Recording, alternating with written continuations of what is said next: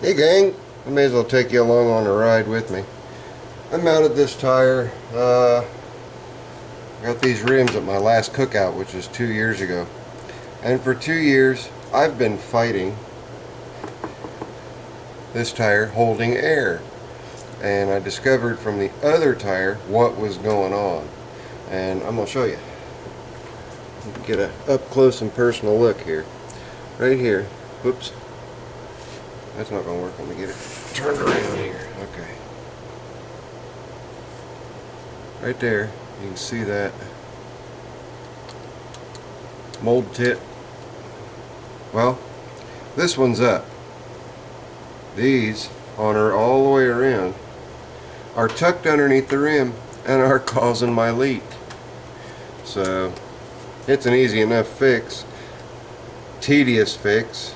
All I've got to do is get the air out of it. And I just filled it up, that's why it's full now, otherwise it'd been completely out.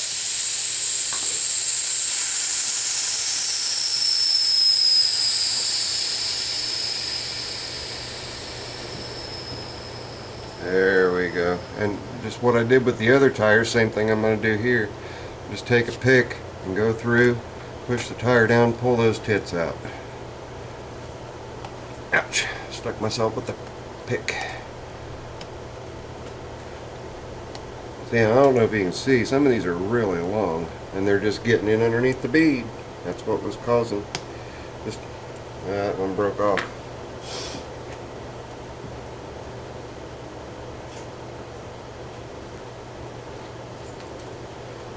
Push this down. Hopefully get that out. There it comes. Okay. But these little guys right here, see those? That's what's causing that problem. So I'm going to finish going around this side and going around the other side, and then we'll air it up together and see if we've got any leaks. Be right back. Here's the opposite side of the tire. You can see that one's out.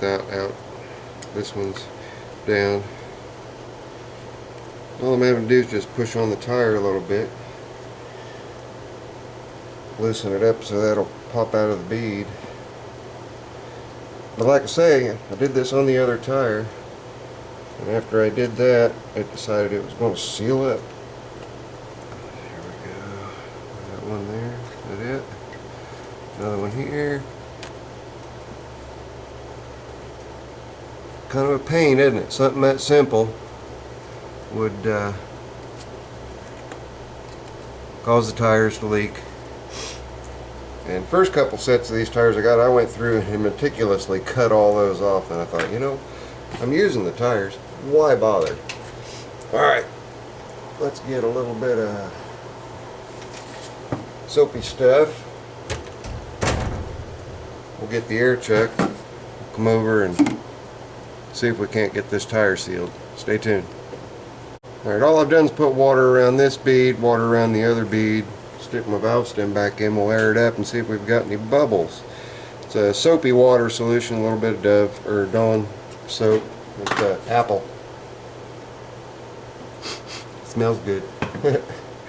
Anyway, let's see what we've got.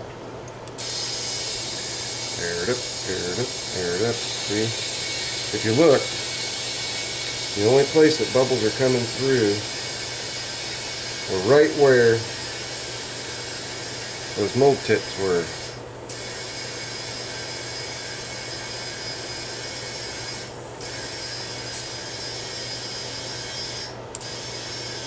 Get pressure up where it needs to be. There we go, right about 12 pounds. And looking around, no leak. The leaks are gone. Just wipe that out. Wipe this one.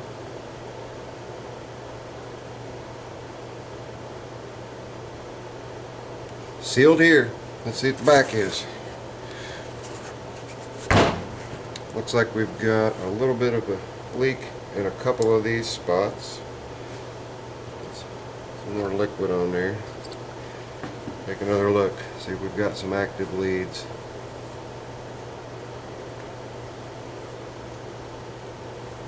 Active leaks, not leads. Hey, there we go. That's all there was to getting a tire to seal up, is pulling these silly little tits out. So now I can get this back on the Squire so the Squire can be back down on all fours. That's it.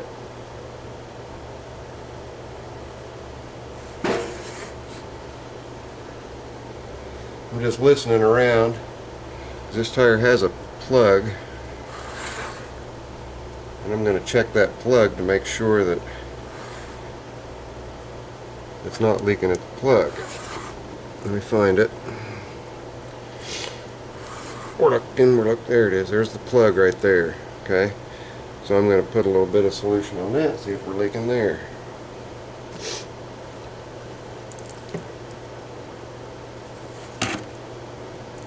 And we have 0 bubbles coming out of the plug. It's just one of those rubber bias ply plugs.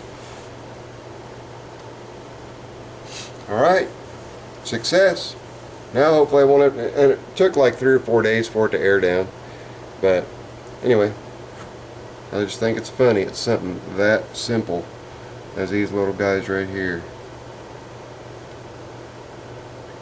causing that whole problem. Zip-a-later, I'm out. I'll show this to you guys.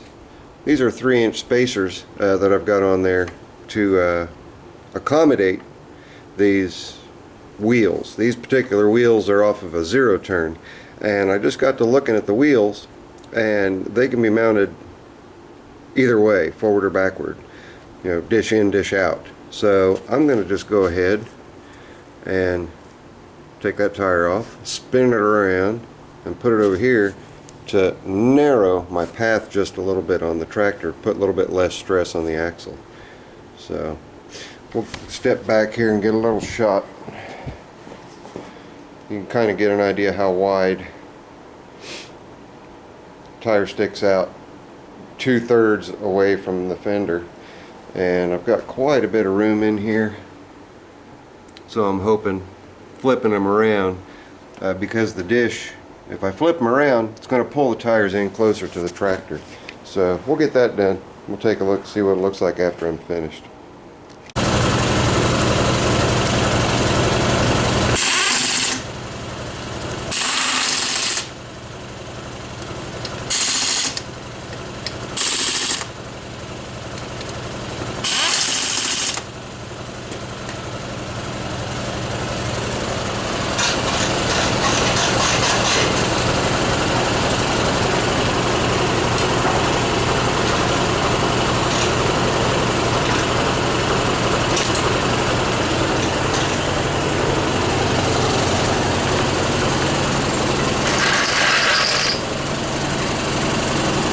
That's better. Let's see if we're hitting the fender.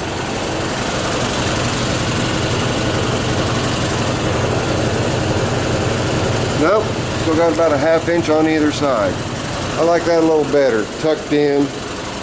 See, I just reverse the wheels, just turn them around. And it puts my valve stems on the inside where they need to be.